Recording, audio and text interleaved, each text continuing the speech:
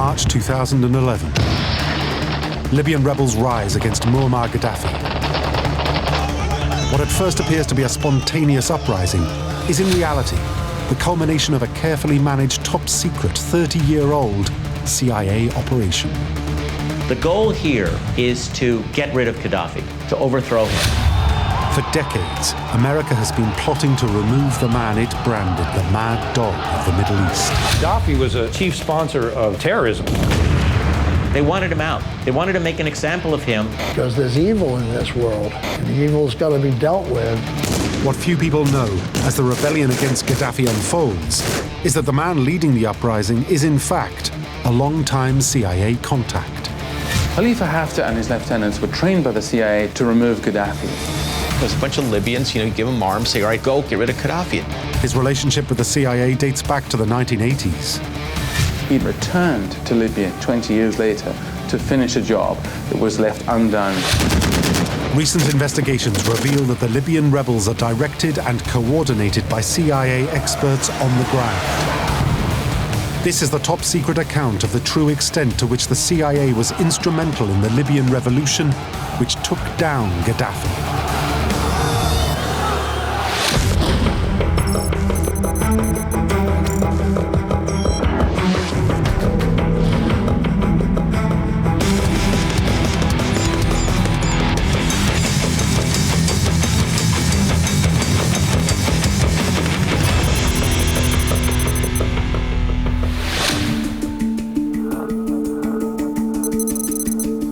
CIA headquarters, Langley, Virginia.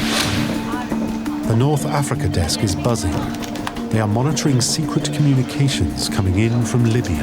Satellites and electronic surveillance can be collecting huge amounts of communications between any sort of threat to the United States. The first 387 messages are innocuous. But when they reach the 388th, everything changes.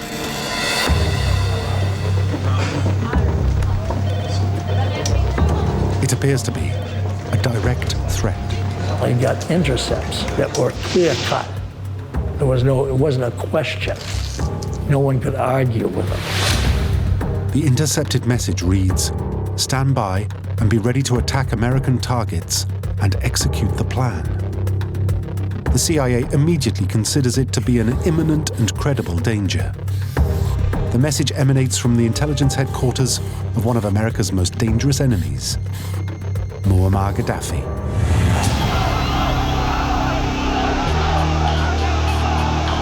Since leading a coup to overthrow King Idris in 1969, Muammar Gaddafi has been a tyrannical dictator of Libya.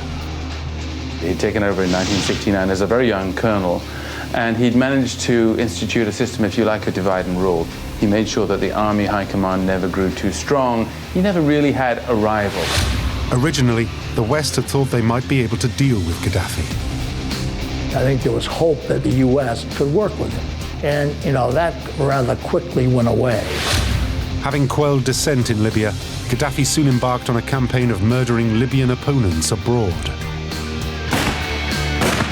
He had spies everywhere, both at home and abroad. He very much kept a watch on the exile movement, such as it was. He wants to get rid of these opponents who have left Libya. And he sends assassination squads to Europe and hires people in the United States to kill members of the opposition.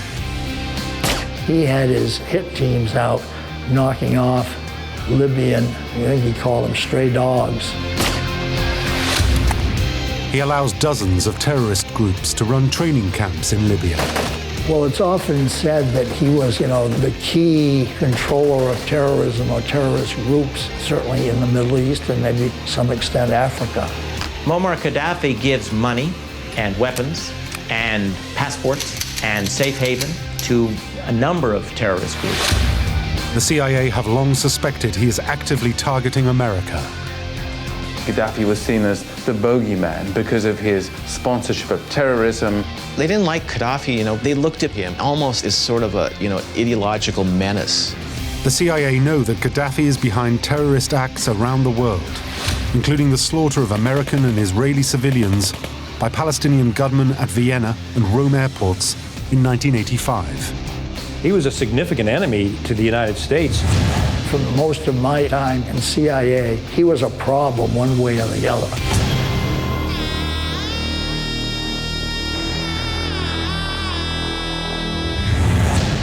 But what makes Gaddafi truly terrifying is his unpredictability. This mad dog of the Middle East has a goal of a world Muslim fundamentalist revolution. President Reagan, of course, famously called him that mad dog because Gaddafi's behavior was so irrational at times. He was sort of he was a lunatic. The man at times seemed to be unstable, but on the other hand, he was obviously clever, and he played things very well. Now it seems that the mad dog is ordering a direct attack on American targets. The question is, who are the targets and where are they?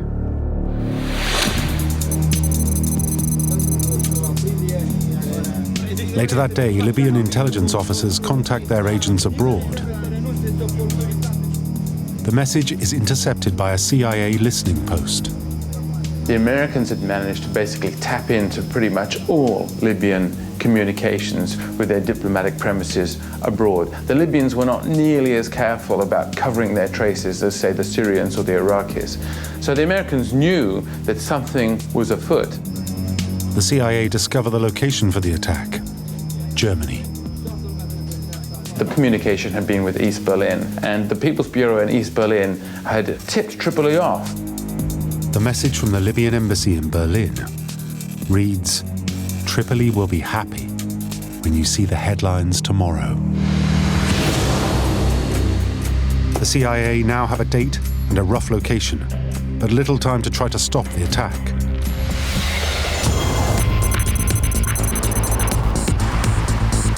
The CIA station in Berlin is put on full alert. All they know is that someone, somewhere in the city, is preparing an attack on an American target. Agents are ordered to contact all informants to gather any intelligence about the impending attack.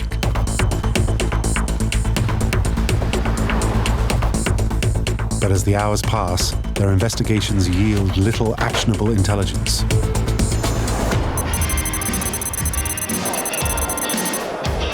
In the early hours, at the La Belle nightclub, a spot popular with American GIs, revelers are enjoying their night out.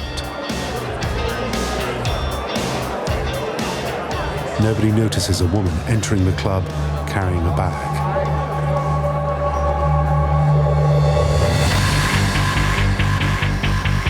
Then, in Langley, another message is intercepted. Again, it originates from the Libyan embassy in East Berlin, sent at 1:30 a.m. The Libyans did that just minutes before this bomb attack took place. The message simply says, "Happening now."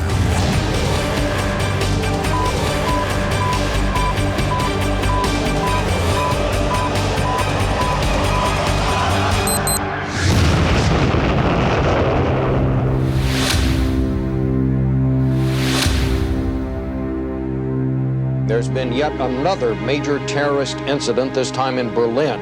A bomb ripped through a nightclub frequented by Americans. 230 people are injured in the blast. 3 will die: a young Turkish woman and 2 US soldiers. The bombing of the disco in Berlin was a fairly seminal event in that Americans died. For the first time, the CIA have cast iron evidence that Gaddafi is behind an atrocity against their citizens. This particular bombing, which killed a lot of innocent civilians, was kind of a touchstone for the US government. They now had some evidence that they could use openly. There was certainly good information that Gaddafi was behind the Palestinians that blew up the La Belle disco. There was enough intelligence to indicate that that bombing was not an isolated event. It really was a pattern of operations that Libya was engaging in and was absolutely going to continue into the future, and they would get worse. This is not a case of picking on some guy to make an example of him. The man wasn't innocent at all. Gaddafi was indeed doing what the Reagan administration was saying that he was doing. There is such a thing as evil. Today, it is not popular to talk about evil. I mean, There aren't any evil people in some people's minds, but anybody who supports terrorism is evil, and the evil's got to be dealt with. In Washington, a decision is made. They have to punish the Libyan leader.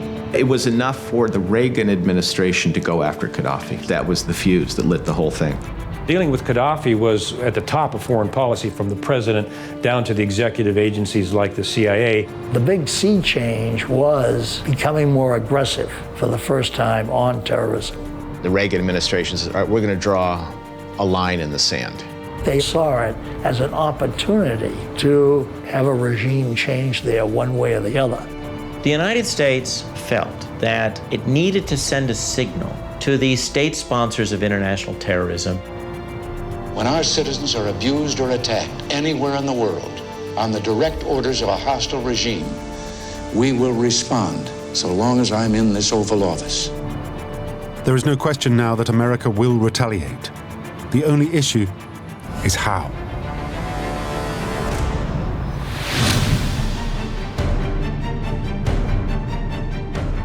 To lead the fight, Reagan turns to his hardline head of the CIA, William Casey. Reagan was really looking to establish a much more muscular foreign policy. And he had in his team people like William Casey at the CIA. Well, Casey obviously was a very intelligent guy. He was a risk taker, and that's different from being a gambler. He was a very intimidating person if you were afraid of him. He had a very short temper. He didn't suffer fools lightly. In many respects, he was a wild man.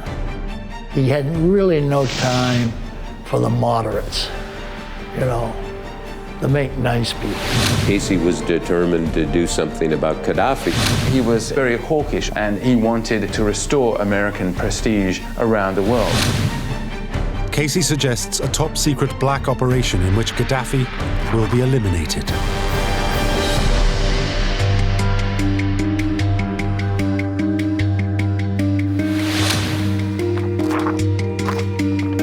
But getting to Gaddafi will be extremely difficult. He was a maverick, but he was a maverick with a level of desert cunning, if you like, that made him very, very difficult to remove. Libya is a military state. Gaddafi is protected by thousands of dedicated troops, including a personal retinue of female Amazonian bodyguards.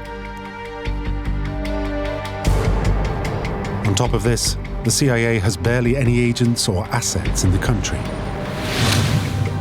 I told them we didn't have the capability or the kind of message they wanted.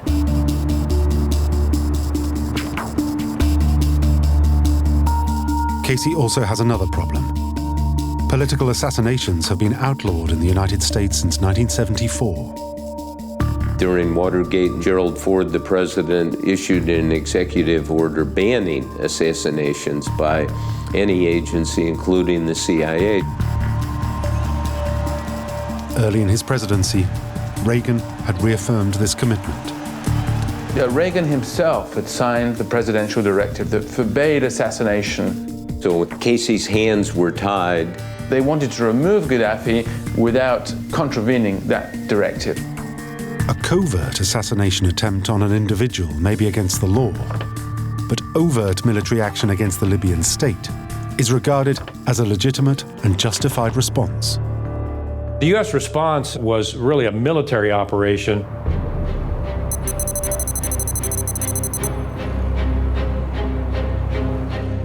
The president initiates Operation El Dorado Canyon. Instead of sending in a CIA hit squad, the US will launch airstrikes on a series of military targets inside Libya. The decision was taken to go after, quote, the command center, unquote. Both the president and Casey know that the command center is actually Gaddafi's home. It was a substantial bombing raid against Libya and specifically against Gaddafi, targeting his huge compound in Tripoli.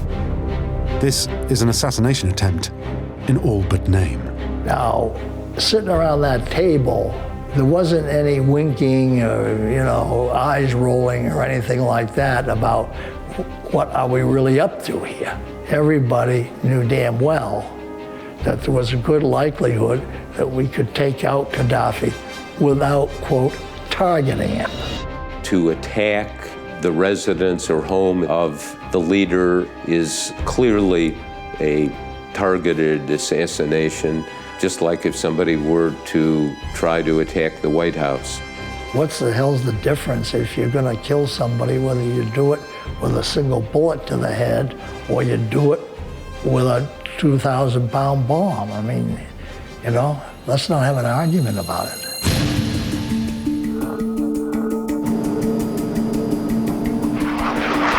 For Operation El Dorado Canyon, US planes will launch raids on a series of targets in Libya's main cities, Tripoli and Benghazi.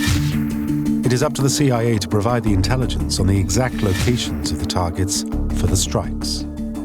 The National Photo Interpretation Center, which belonged to the agency, provided the photography that was used during the planning for which places to attack. The targets include military compounds, government buildings, and anti-aircraft batteries.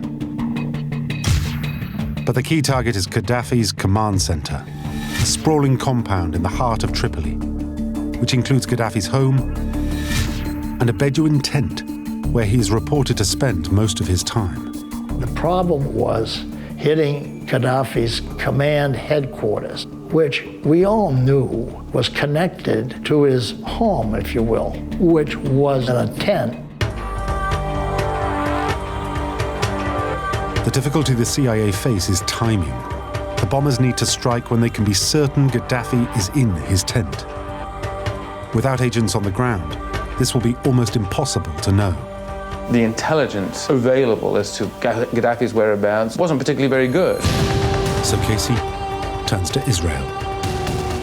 Israel is a very, very close ally, both politically and in intelligence areas. And so we work with them really as our intelligence and political brothers and sisters, really.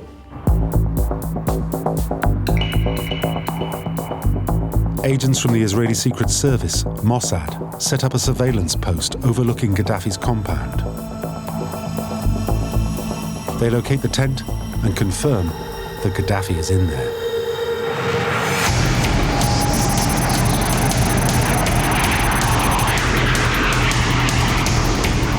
The main contingent of US F-111 bombers take off from American air bases in Britain. As the bombers cross the Mediterranean Sea, fighter planes on US aircraft carriers are scrambled to escort them into Libyan airspace.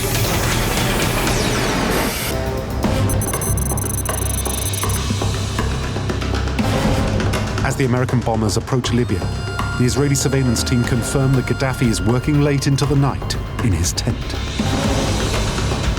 Having reported this back, the Mossad agents withdraw.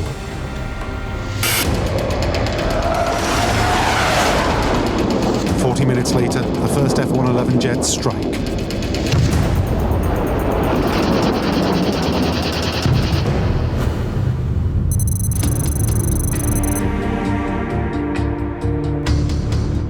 Casey and other key CIA chiefs are assembled in their offices having a drink as they wait for news.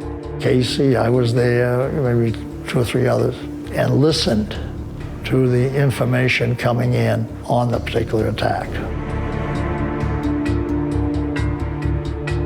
Eventually, they receive confirmation that the bombers have hit the Libyan military targets. It seems that the mission is a success, although there is no official confirmation of Gaddafi's fate. Meanwhile, at the White House, the president has assembled his military advisors. An hour into the raid, 2 men arrive at the White House with a videotape in a locked briefcase. They play the tape to the president and the assembled military chiefs. It is the footage from the F-111s conducting the airstrikes.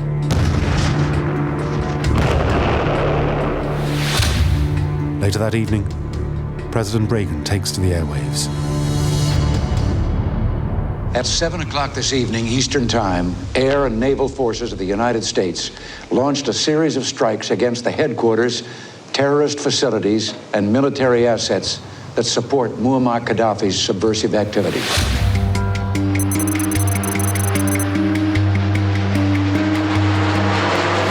The following day, a reconnaissance aircraft is sent to survey the damage. They put up an SR-71 when they had some daylight, and it ran a mission to actually look at what had happened on the ground. It confirms that the bombers have hit the CIA's most important target, Gaddafi's compound. It has been devastated, and Gaddafi's tent leveled. But there is still no news on the fate of the Libyan dictator himself.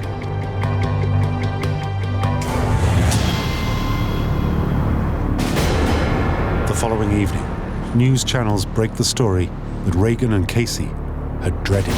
Good evening. This is the CBS Evening News. Dan Rather reporting. Muammar Gaddafi apparently is alive, but questions still far outnumber answers, and mystery still rules 48 hours after U.S. combat jets blasted Muammar Gaddafi's Libya.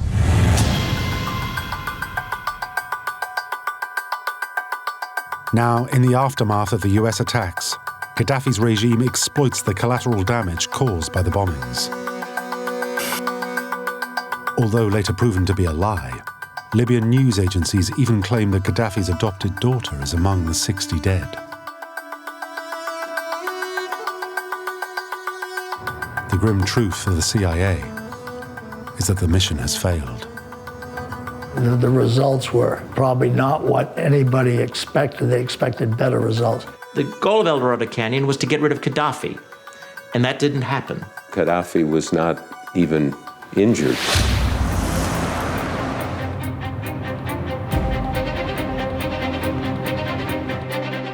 With the door closed on further military operations, CIA Chief Casey must now turn to other means to eliminate Gaddafi. I don't believe the niceties of how he would be removed from power bothered the Reagan administration. They wanted him out. Casey now focuses on a classic clandestine CIA method. The agency will foment an uprising of Libyans to overthrow Gaddafi. In terms of getting rid of foreign leaders who pose a threat, there's always third parties that can be used to do this. It is a strategy the CIA have employed successfully for decades. Well, I think having regime change, using covert action as the principal instrument, has been tried a few times, okay?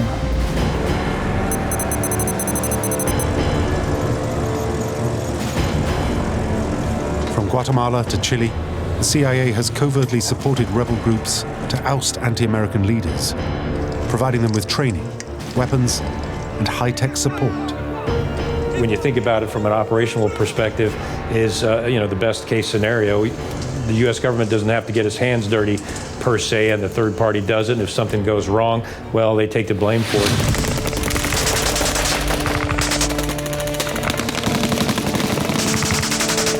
Critical to this sort of action is having the right person to lead the rebels.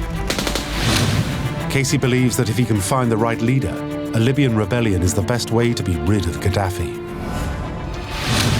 Already there had been efforts about putting together a paramilitary force of Libyans to try and have a little regime change in Libya. For 7 years, Casey had been secretly supporting Libyan opposition groups in neighboring countries, providing weapons and training.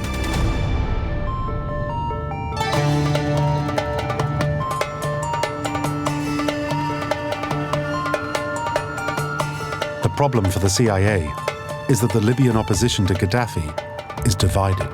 Libya is not a country. It's a bunch of tribes within colonial borders, and what do you do with tribes? I mean, how do you raise the Libyan tribes?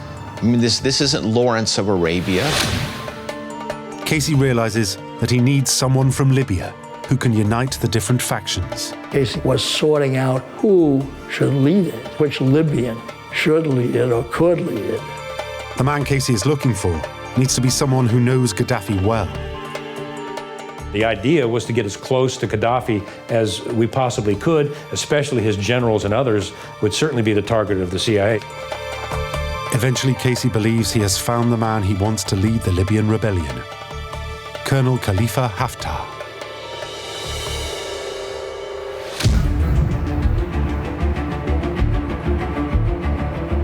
At first glance, Haftar seems an unlikely choice of leader for an anti-Gaddafi force. He's one of Libya's leading military commanders. Khalifa Haftar was a professional soldier. His relationship with Gaddafi went right back to the day of the revolution when they overthrew King Idris. He is a skilled tactician who commands loyalty from his troops. For much of his career, he has been involved in fighting with Libya's southern neighbor, Chad. He was very much involved in Gaddafi's occupation of a big chunk of Chad, which Gaddafi always had designs on.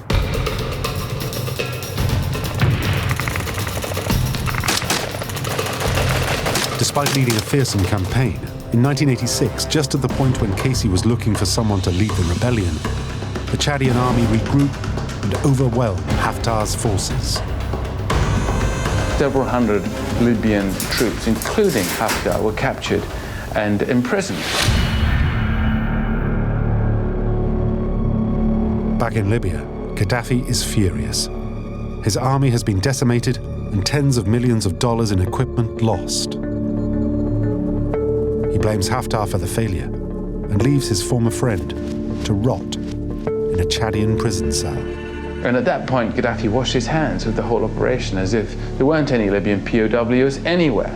And he didn't know anything about the Libyan troops that had been in Chad and had disappeared.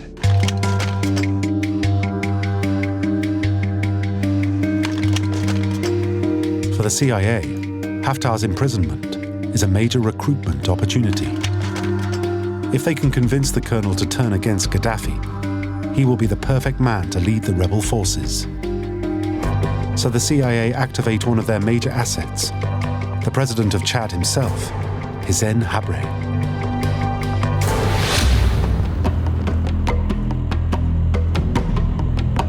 The CIA have provided substantial support to Habré in his wars against Gaddafi.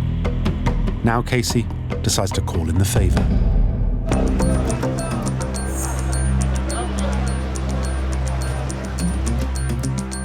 After 7 months languishing in a Chadian prison, Haftar is visited by President Habré.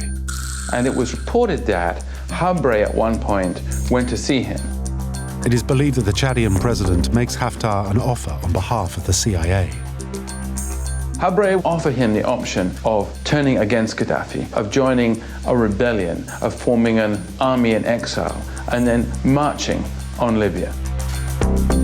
Having been abandoned by Gaddafi, Haftar agrees to side with the CIA.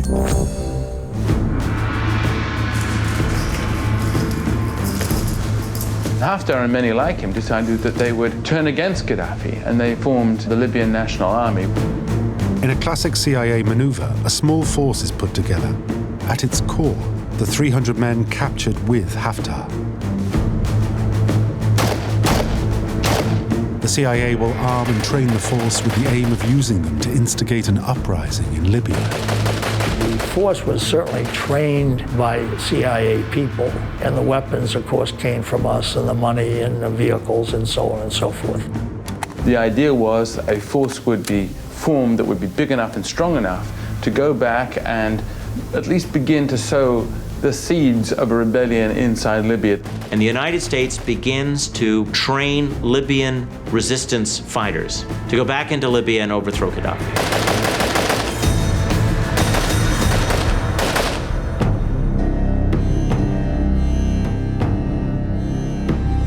Two years on from the US military attacks on Libya, Gaddafi remains strangely quiet.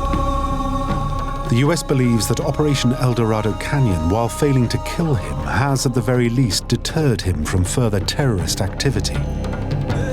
But Gaddafi is secretly planning another devastating act of terrorism, which occurs in late 1988.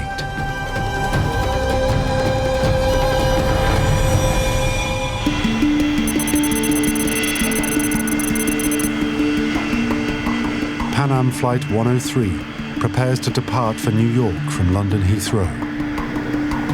Among the baggage is the suitcase of a Libyan agent who never boards the flight. Clearly, Gaddafi didn't give up. The most dramatic piece of evidence that Gaddafi didn't learn the lesson of El Dorado Canyon is the fate of Pan Am 103. Hundreds of passengers board, most of them Americans, heading home for Christmas.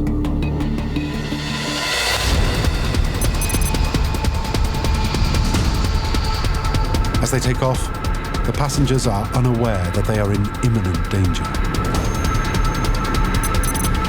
38 minutes after takeoff, as the aircraft passes over the Scottish town of Lockerbie, a timed device in the suitcase goes off.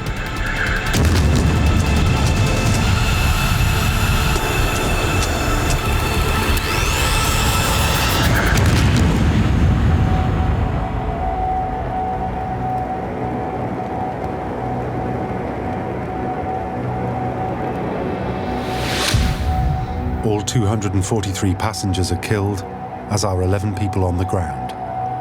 Gaddafi has struck again. We charge that 2 Libyan officials, acting as operatives of the Libyan intelligence service, along with other co-conspirators, planted and detonated the bomb that destroyed Pan Am Flight 103. At the time, it is the worst terrorist attack ever inflicted on American civilians.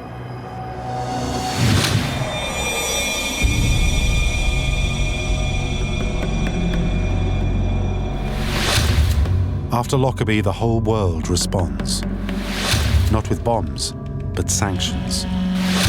Gaddafi is frozen out. He becomes an international pariah.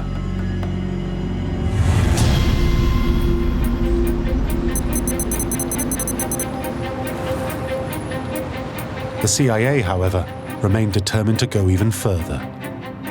Gaddafi has managed, through his own actions, to put himself at the top of the hit list for the United States. In Washington, they are pinning their hopes on a revolution to overthrow the man they call the Mad Dog, led by Khalifa Haftar and his CIA-trained force of rebels. Then events in Africa ruin the CIA's plans.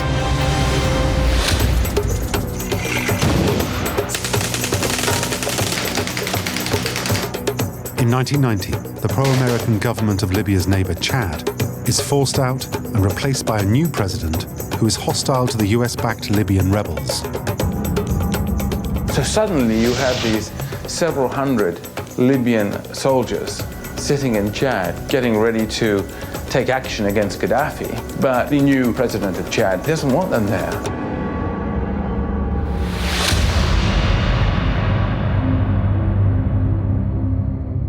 Worse still, the coup had been supported by Gaddafi, and now the Libyan leader wants his payback.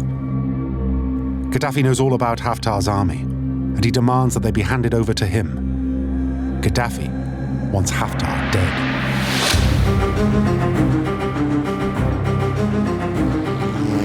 The CIA is forced to come to Haftar's rescue. The Americans come in with transport planes into N'Djamena and remove them. And then this odyssey starts that goes on for the best part of a year.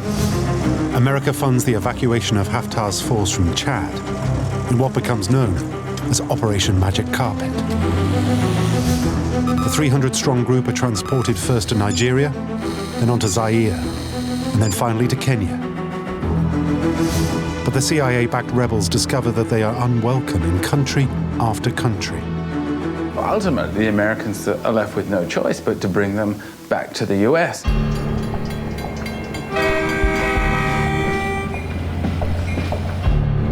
The man the CIA want to lead a Libyan rebellion settles in suburban Virginia, only a short drive from CIA HQ in Langley. His men are settled across the country in 25 different states. Haftar himself, after this long odyssey across Africa, settles in Falls Church, Virginia. He lived in a very nice house, he had a lot of kids, but he still always harbored this idea of returning to Libya. For the CIA, it is a huge disappointment.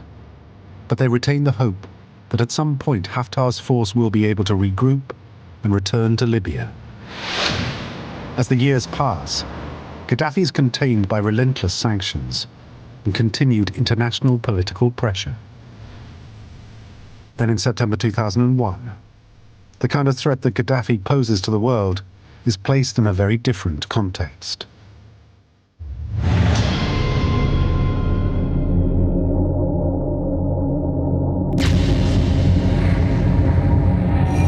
On September the 11th, 2001, 19 Islamic terrorists hijacked 4 commercial airliners, and crash them into the World Trade Center and the Pentagon. It is the dawn of a new age of terror. A much more frightening force than Gaddafi emerges from the shadows: Al-Qaeda. Al-Qaeda is not state-sponsored. It marks a revolutionary shift in terrorism. So America moves to all-out war. Every nation in every region now has a decision to make. Either you are with us or you are with the terrorists.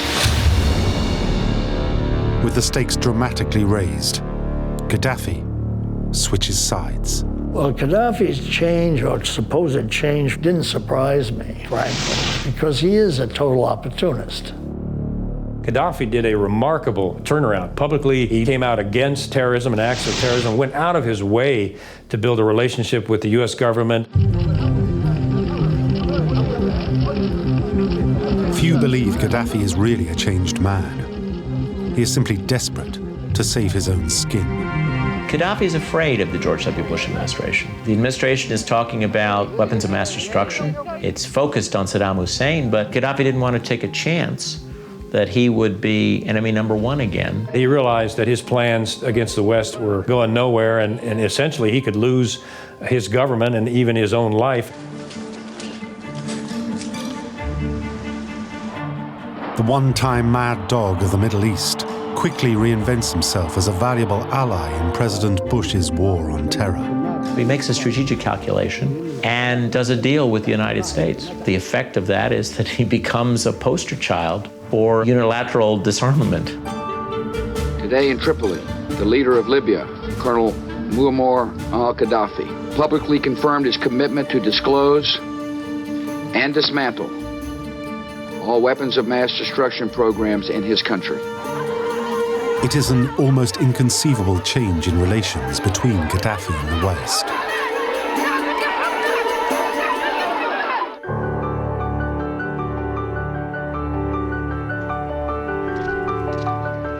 Gaddafi, the former international pariah, is visited by a stream of Western leaders. Sanctions are dropped, oil flows out, and money flows in. With the war against Al-Qaeda America's primary objective, and by appearing to have transformed himself into an ally, Gaddafi has succeeded in removing himself from the CIA's hit list. Gaddafi was never worthy of an American embrace as a human being. Gaddafi's record is horrendous, and that's not a record that you could ever expunge. But American interests in the region changed over time.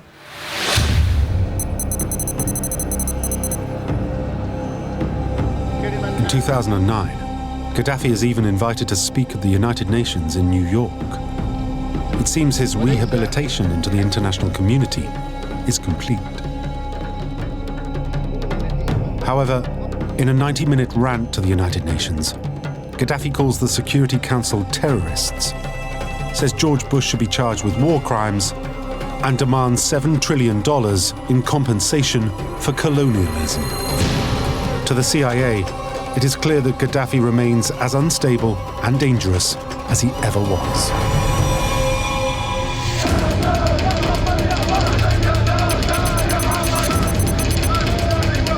Two years later, a new opportunity for the CIA to deal with Gaddafi arises: the Arab Spring. Inspired by revolts in Tunisia and Egypt, popular protests break out across Libya. In February of 2011, as the Arab Spring takes off, it finally percolates through, if you like, to Libya, and a protest in Benghazi gets out of hand and quickly becomes an uprising.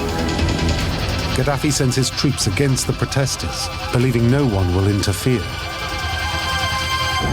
Gaddafi probably in 2011 had concluded that he was going to be okay, that the Americans would not move against him.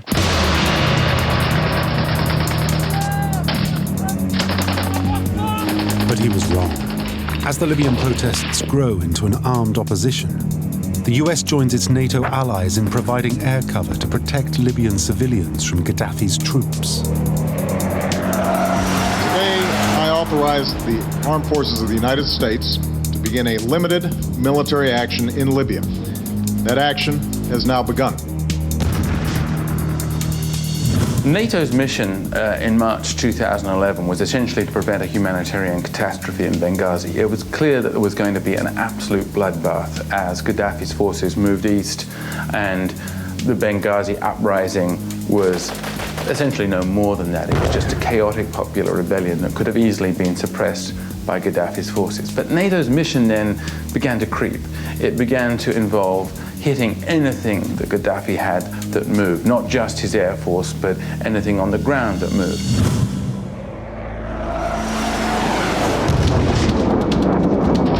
Under the protection of NATO air support, the Libyan rebel forces are growing in strength and now control much of eastern Libya.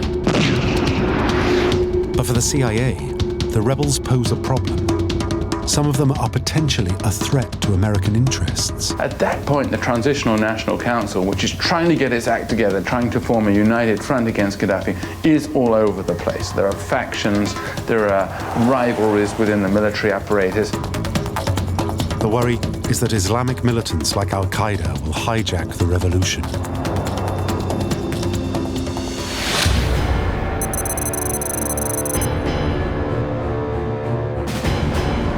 The CIA want to see a military commander they can trust, Colonel Khalifa Haftar, in charge of the rebels.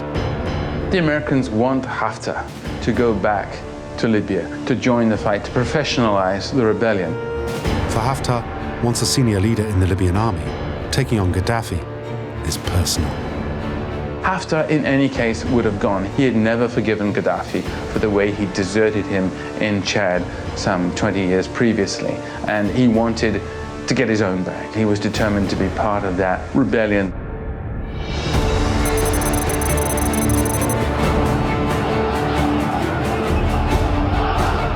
One month into the rebellion, Haftar arrives in Benghazi with a handful of his officers to cheering crowds. Within weeks, he is installed as the commander of the rebel forces. The CIA needed trainers to help this ragtag army that was forming. That's what Khalifa Haftar was there to do, to help organize an otherwise completely disorganized rebellion.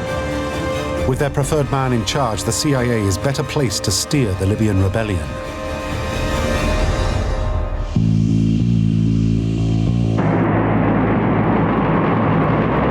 Haftar is in command of troops on the ground, and now America helps lead the fight from the skies.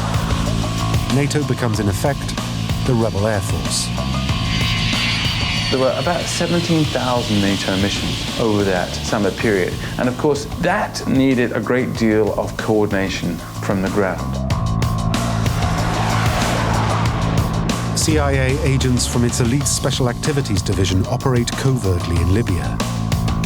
They identify targets and call in airstrikes to support the rebels in their war against Gaddafi. There were CIA operatives there to help the rebels communicate with each other, to plan better, to be able to sustain their advances.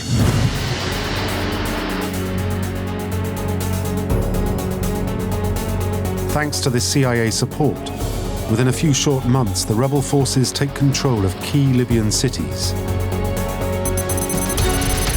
After 6 months of heavy fighting, the Libyan capital falls to the rebels, and Gaddafi goes into hiding.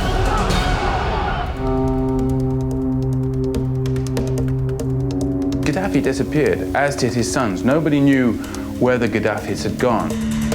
The CIA now begins hunting for the Libyan dictator.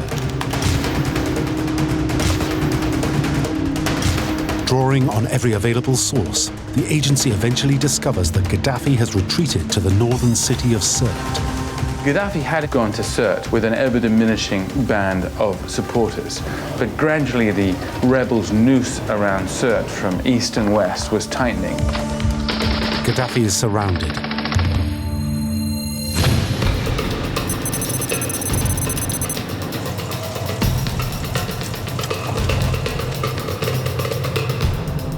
In the early hours, a convoy of vehicles attempts to break out of Sirte. In In the skies above, NATO assets had been patrolling for a long time, and they were able instantly to see this unusual activity.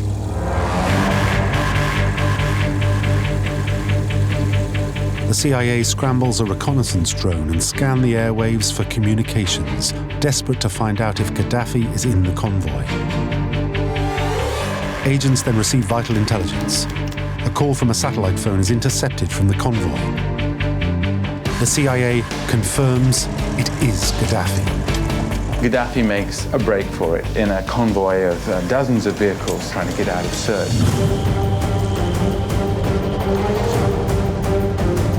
The CIA now alerts United States Air Force drone commanders in Las Vegas who launch a deadly Predator drone from a base in Sicily to intercept the convoy. In no time at all, Hellfire missiles are raining down.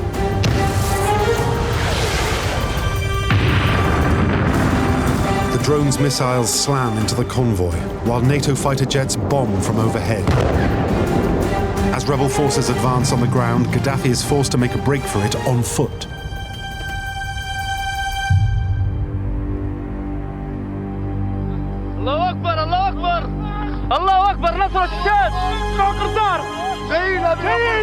Gaddafi is discovered, dragged out, beaten, and thrown across the hood of a car. The rebels turn into a baying mob. They unleash a murderous revenge upon Gaddafi for 4 decades of oppression.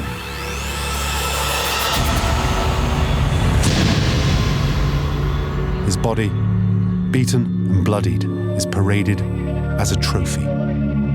That was the very demeaning end to a man who had ruled Libya for 40 years, who had regarded himself as a prophet, really, for the Arab people.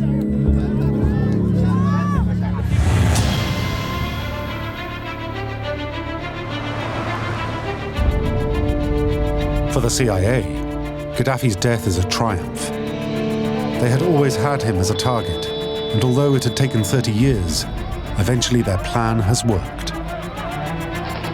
Haftar and his lieutenants were trained by the CIA to remove Gaddafi. The fact is that instead of helping to remove Gaddafi in the late 1980s, they came back 20 years later and finished the job. The CIA has been instrumental in removing Gaddafi in what, until now, the world believed was an entirely Libyan uprising.